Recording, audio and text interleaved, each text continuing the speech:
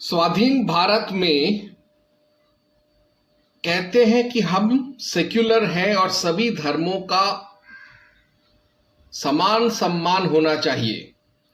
बावजूद इसके हमारे भारत में आम्बेडकरवादी संविधान के चलते ही और आम्बेडकर के चलते ही हमारा धर्म ग्रंथों को जलाया जाता है। खास तौर से इस ग्रंथ को मनुस्मृति कहते हैं कि मनुस्मृति नारी विरोधी पुस्तक है। कितना सच्चाई है इसमें?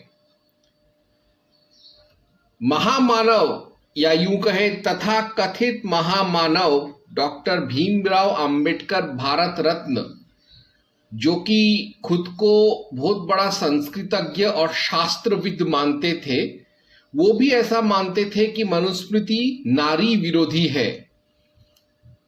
मगर कितना सच है ये बात, आज हम इसका पड़ताल करेंगे। तो इसके लिए मैं मनुस्मृति पढ़ूंगा। ब्रज जीवन प्राच्यमार ग्रंथमाला मनुस्मृति, पंडित रामेश्वर भट्टक द्वारा लिखित, और इसका छापने वाले हैं चौखंबा संस्कृत प्रतिष्ठान, दिल्ली।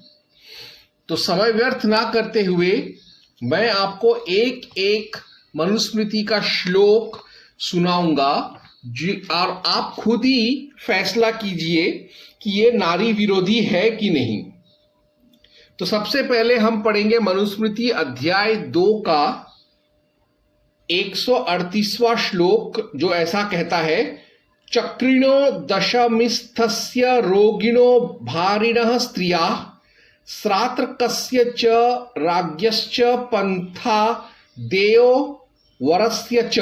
अर्थात सवारी में बैठे हुए को 90 से अधिक अवस्था वाले को, रोगी को, बोझ वाले को, स्त्री को, स्नातक जिसका समावर्तन संस्कार हो चुका हो उसको, राजा को और दूल्हे को मार्ग देना चाहिए। अब हम दूसरा पढ़ेंगे। मनुस्मृति अध्याय 3 का 52वां श्लोक, स्त्री धनानी तू ये मोहादुप जीवंती बांधवा नारी यानानी वस्त्रं वा ते पापा यांत्य धोगितम। जो भाई बंधु अज्ञान से स्त्री धन को व स्त्रियों की सवारी का या वस्त्र को लेकर जीते हैं, वे पापी बुरी गति पाते हैं।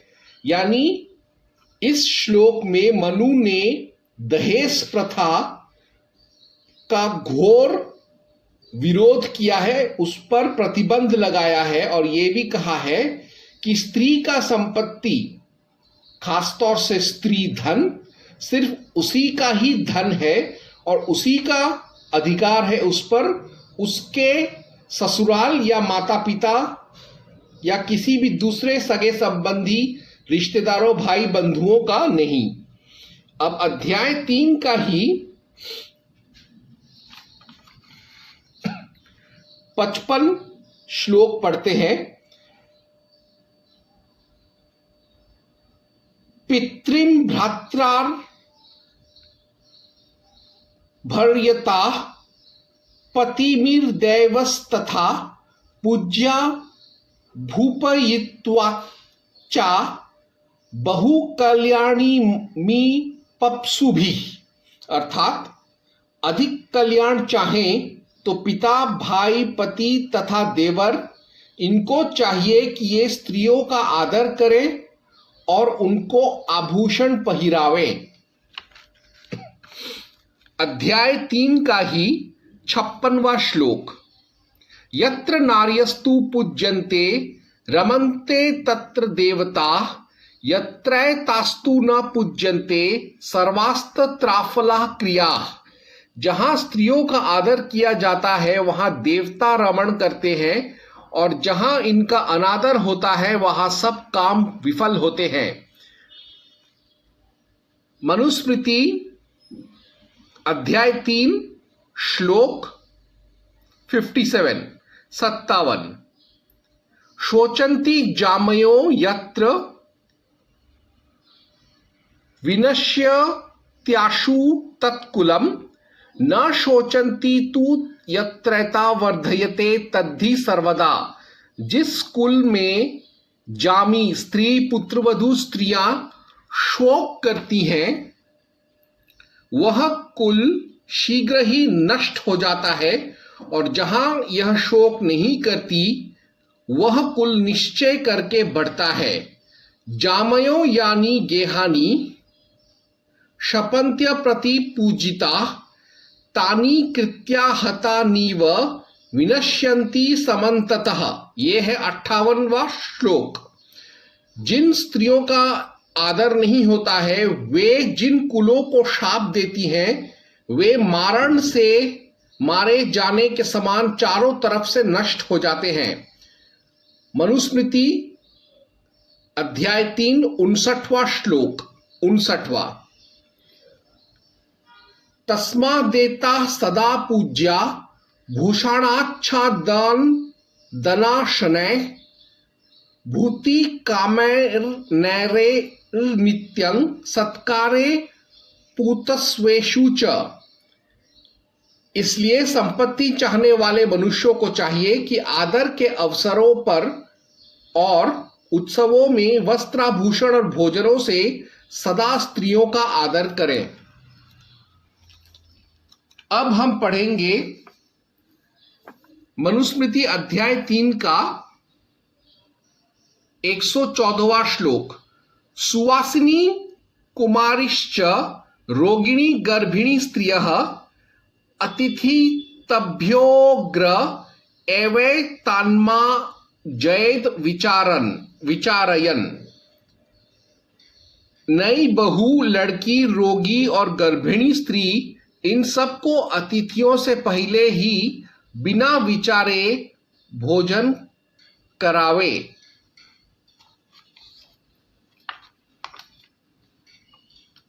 और आगे जाएंगे हम, और जितना पलटेंगे हम मनुस्मृति का पन्ने, हमको इसमें और भी नारीवादी मानसिकता देखने को मिलेगा। तो अब हम जाते हैं मनुस्मृति अध्याय 4 श्लोक 180। माता पितृभ्य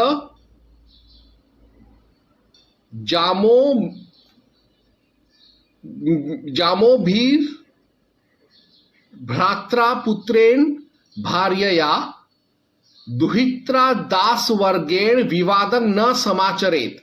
माता पिता बहन भाई पुत्र स्त्री बेटी और नौकर चाकर इनके साथ विवाद ना करें।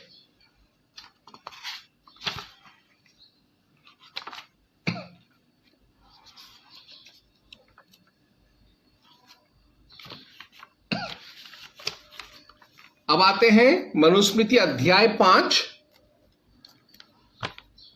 श्लोक 149। पित्रा भर्त्रा सुतैर्वापि नेच्छेद्विरह मात्मनः एषां हि विरहेण स्त्री गर्ध्येः कुर्यादुग्ने कुसे। स्त्री को चाहिए कि पिता, पति व पुत्र से अपना वियोग ना चाहे, क्योंकि स्त्री इनको छोड़कर दोनों कुलों को निंदित करती हैं। अब पढ़ेंगे अध्याय 5 का 159 से 60 मंत्र। अनेकानि सहस्राणि कुमार ब्रह्मचारिणाम दिवंगतानि विप्राणाम कृत्वा कुल संततिम मृतेर्भर्त्री साध्वी स्त्री ब्रह्मचर्येण व्यवस्थिता स्वर्गं गच्छत्य पुत्रापि यथा ते ब्रह्मचारिणः। कई हजार कुमार ब्रह्मचारी ब्राह्मणों ने कुल में बिना संतान उत्पन्न किए भी निज ब्रह्मचर्य के बल से स्वर्गलोक पाया है, उन ब्रह्मचारियों की भांति अपुत्रा होने पर भी पतिव्रता स्त्री स्वामी के मरण पीछे केवल ब्रह्मचर्य के बल से स्वर्गलोक को जाती है।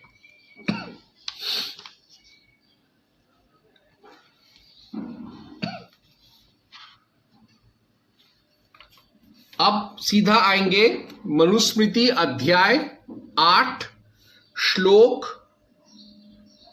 28 और 29।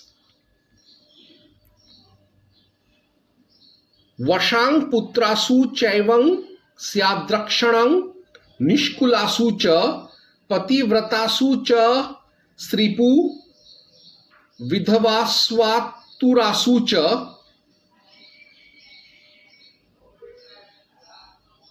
बांझ पुत्रहीन कुलहीन पतिव्रता विधवा और रोगिणी स्त्रियों के धन की रक्षा बालक के धन के समान ही करें। जीवंतिनां तु तासां ये तद्धरेयुः स्वबांधवा तांछि प्याध्योर दंडेन धार्मिकः पृथ्वीपति। जो उनके भाई बंधु उन जीती हुई स्त्रियों का धन हर लें तो धर्मात्मा राजा उनको चोर के दंड से शिक्षा दे, अर्थात चोर का हाल सो उनका हाल करे।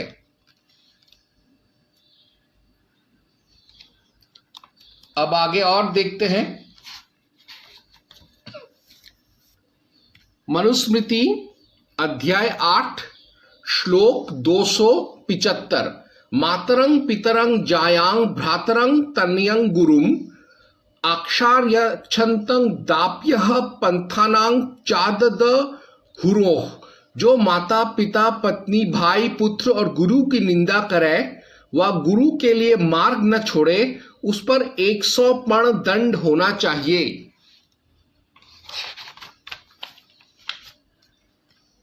मनुस्मृति अध्याय 8 श्लोक 323। पुरुषाणां कुलीनानां नारीणां च विशेषतः मुख्यानां चैवं रत्नानां हरणे वधमर्हति। कुलीन पुरुषों की विशेषकर कुलीन स्त्रियों की तथा श्रेष्ठ रत्नों की चोरी करने वाले को प्राण दंड दिया जाएगा।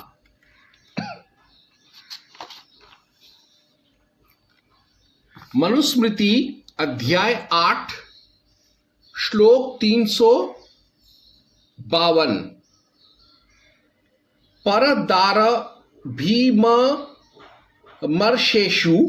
प्रवृत्तान्महीपति उद्वेजनकरैर्दण्डैश्चच्छन्नयित्वा प्रवासयेत्।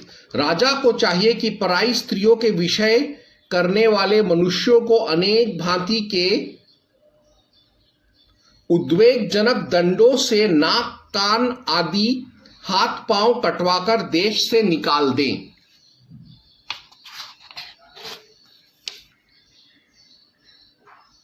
मनुस्मृति अध्याय 8 श्लोक 369। न माता न पिता न स्त्री न पुत्रस्त्याग मर्हति त्यजन्न प्रतिता ने ता ब्राज्ञा दंडयः शतानि षट्। माता पिता स्त्री और पुत्र ये सब त्यागने योग्य नहीं होते, और जो इन चारों अपतितों का त्याग करता है उसको एक एक के त्याग पर राजा 600 पण दंड दे।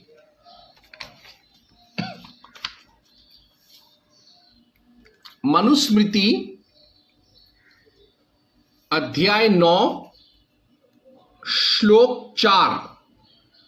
काले दाता पिता वाच्यो वाच्यश्वानुपयंपति मृते भर्तारि पुत्रस्तु वाच्यो मातुर रक्षिता।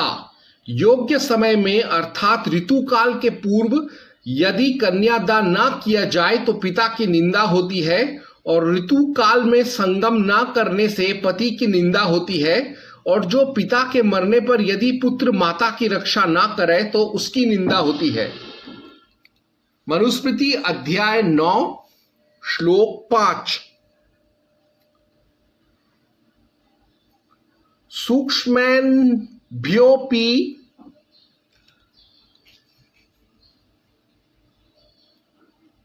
प्रसक्तेभ्यः स्त्रियो रक्षया विशेषतः द्वयोहि कुलयो शोकमाच हेयुरक्षिता। यदि कुसंग से भी स्त्रियों की थोड़े कुसंग से भी स्त्रियों की रक्षा यत्न पूर्वक करना चाहिए, क्योंकि आरक्षित स्त्री पिता और पति के दोनों कुलों को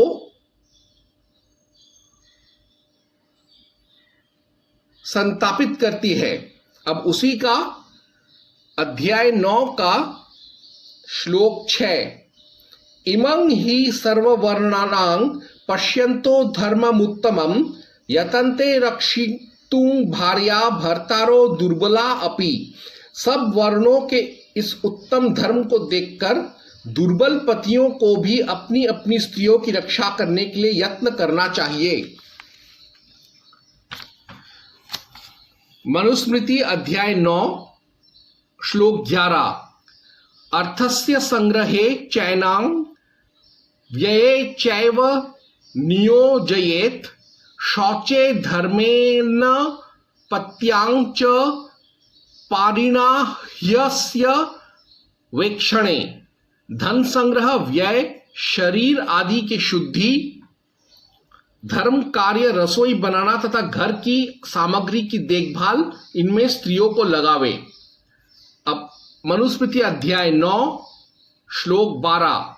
अरक्षिता गृहे रुद्धा पुरुष पैराप्तकारी भी आत्मान मात्मान यास्तु रक्षेयुता युस्ता सुरक्षिता। स्वजन स्त्रियों का घर में बंद करके भी उनकी रक्षा नहीं कर सके, परंतु जो स्वयं अपनी रक्षा करती हैं वे ही सुरक्षित रहती हैं।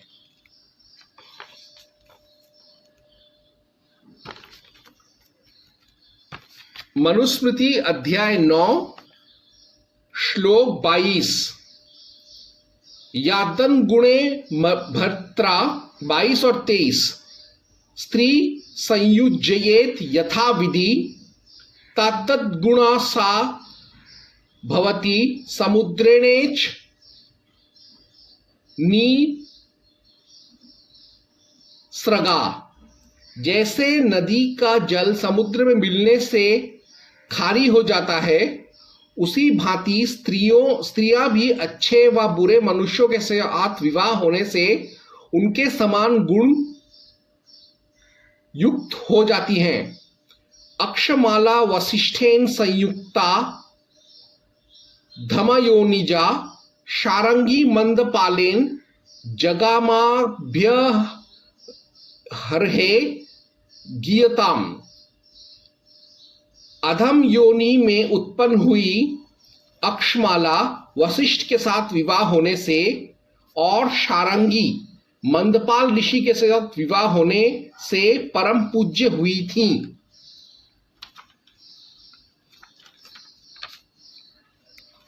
मनु स्मृति अध्याय 9 श्लोक 26।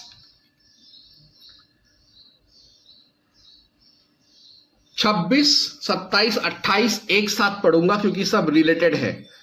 प्रजानार्थं महाभागा पूजार्हा गृह दीप्तयः स्त्रियः श्रियश्च गेहेषु न विशेषोस्ति कश्चन।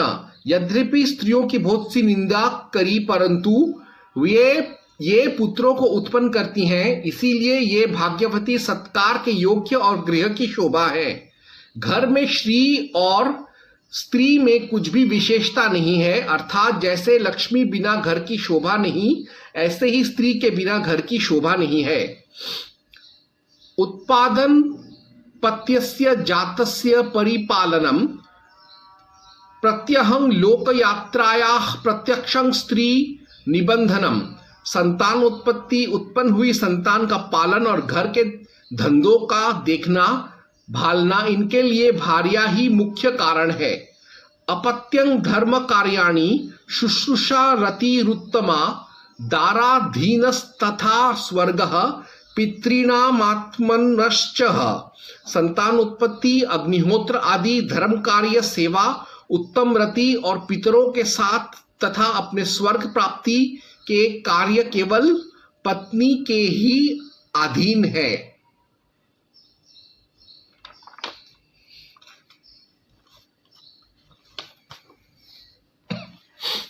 अब पढ़ेंगे मनुस्मृति अध्याय 9 श्लोक 95 और 96।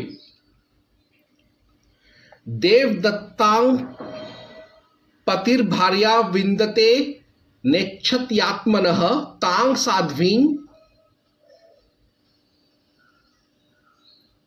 विभ्रियाति नित्यं देवानां प्रियमाचरन्। पति अपनी इच्छा से भार्या नहीं पा सकता, उसे देव की दी हुई भार्या ही मिलती है। इसीलिए पुरुष को देवताओं की प्रसन्नता के लिए सदा उस पत्नी का पोषण करना चाहिए।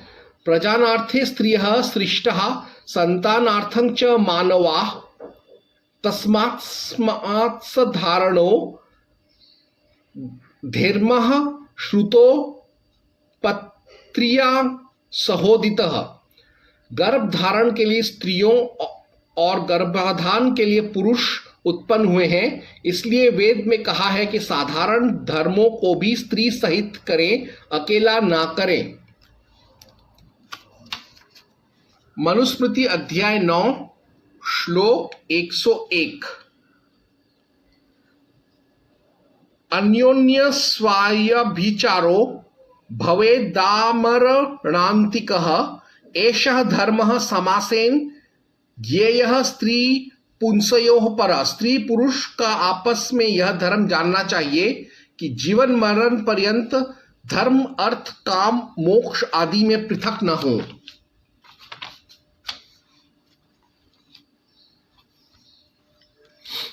मनुस्मृति अध्याय 9। यथेवात्मा तथा पुत्रः पुत्रेण दुहिता समा तस्यामात्मानि तिष्ठन्त्यां कथमनयो धनं हरेत। जैसे पुत्र आत्मा के तुल्य है, वैसे ही कन्या भी पुत्र के समान है। इसीलिए पुत्री का कन्या के होते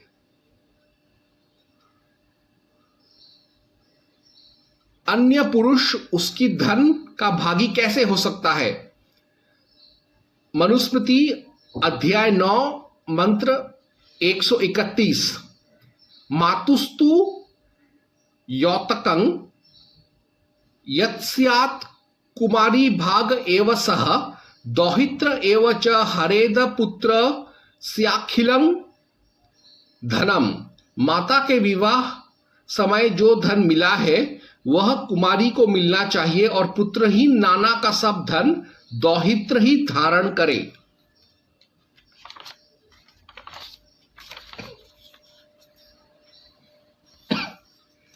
मनु अध्याय 9 श्लोक 175। या पत्या वा परित्यक्ता विधवा वा स्वेच्छया उत्पादयेत्पुन भूत्वा स पौनर्भव उच्चेत। पति के द्वारा त्यागी हुई अथवा विधवा स्त्री स्वेच्छापूर्वक फिर दूसरे की भार्या होकर जो पुत्र उत्पन्न करती है उसे पौनर्भव कहते हैं। मनुस्मृति अध्याय 9 श्लोक 176। सा चेद क्षतयोनि स्याद भत प्रत्याग दापि वा पौनर्भवेन भर्त्रा सा पुनः संस्कार मर्हति। यह स्त्री यदि अक्षत योनि रहकर दूसरे पुरुष के पास जाए और वह उसे ब्याह ले वा पूर्व पति के पास लौट आवे और पति फिर से उसके साथ विवाह कर ले तो यह पति की पुनर्भू स्त्री होगी। मनुस्मृति अध्याय 9 श्लोक 192। जनयां संस्थितायां तु समं सर्वे सहोदरा भजेरन मातृका रिक्त भगिनीयश्च सनाभयः। माता के मरने पर उसका धन सब सहोदर भाई और सहोदर बहनें समान भाग करके बांट लें।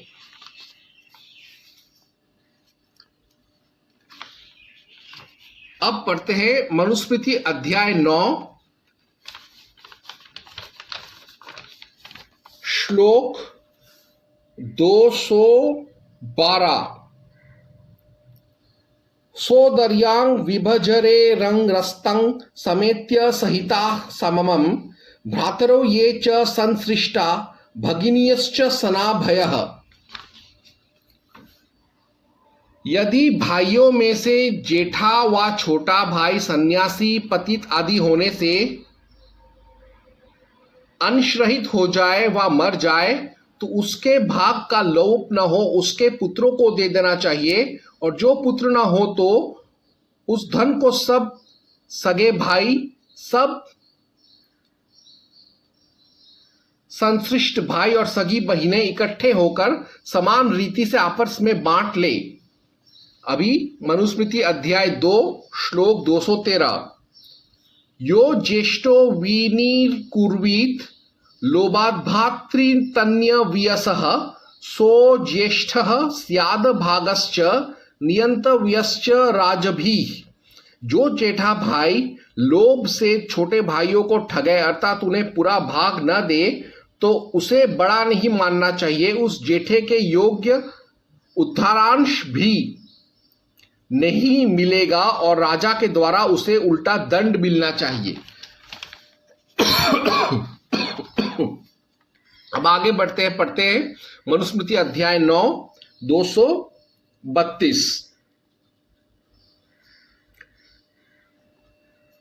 कूट शासन नकैर्तश्च प्रकृतानां च दुष्कान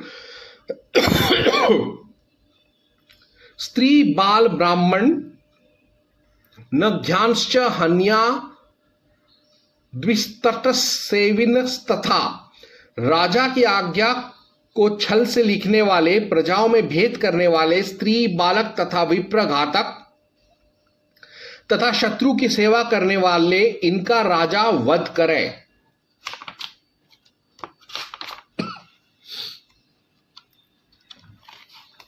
तो ये रहा आपका मनुस्मृति। इसमें मैंने आपको सारे पॉजिटिविटीज दिखाए हैं और मैं चैलेंज कर सकता हूं किसी भी खालिस्तानी, जिहादी, ईसाई या गे बीम या फूलेवादी को कि वो मुझे गलत साबित करे। मैंने मन से कोई अर्थ नहीं निकाला। जो मनुस्मृति में है मैंने श्लोक संस्कृत में पढ़ के सुनाया और उसका हिंदी सरला भाषा टीका सुनाया। कोई मैंने अपना प्रपंच नहीं किया, ज्यों का त्यों मैंने पढ़ के बताया। और मुझे आत्मविश्वास है क्योंकि मनुस्मृति प्राचीन संविधान है और बहुत कम लोग जानते हैं कि मनुस्मृति के आधार पर ही अंग्रेजों ने हिंदू एंग्लो एक्ट्स बनाए थे और फिर बाद में राव कमेटी ने हिंदू लॉज का रिकमेंडेशन किया था, जिसको बाद में अंबेडकर ने उसी चीज का नया नाम दे दिया, अंबेडकर हिंदू कोड बिल, यानी old wine in new bottle करके उन्होंने पेश किया। इसीलिए जितने भी Hindu marriage act, Hindu inheritance act, Hindu divorce act, Hindu maintenance act हैं, सब के सब मनुस्मृति पर ही आधारित हैं। अंबेडकर को भी मनुस्मृति का ही सहारा लेना पड़ा था हिंदू कानूनों को बनाने के लिए, और फिर भी अपने राजनीति के कारण उन्होंने मनुस्मृति को ही जलाया, उस पर ही प्रतिबंध लगाया। तो आशा करता हूं कि मैंने सारे आंबेडकरवादियों के जो छल है, कपट है, प्रपंच है मनुस्मृति के खिलाफ कि वो नारीवादी नहीं है, उसको आज मैंने प्रत्यक्ष उनको मैंने गू खिला दिया है। ओम हनुमते नमः। जय मनुवाद।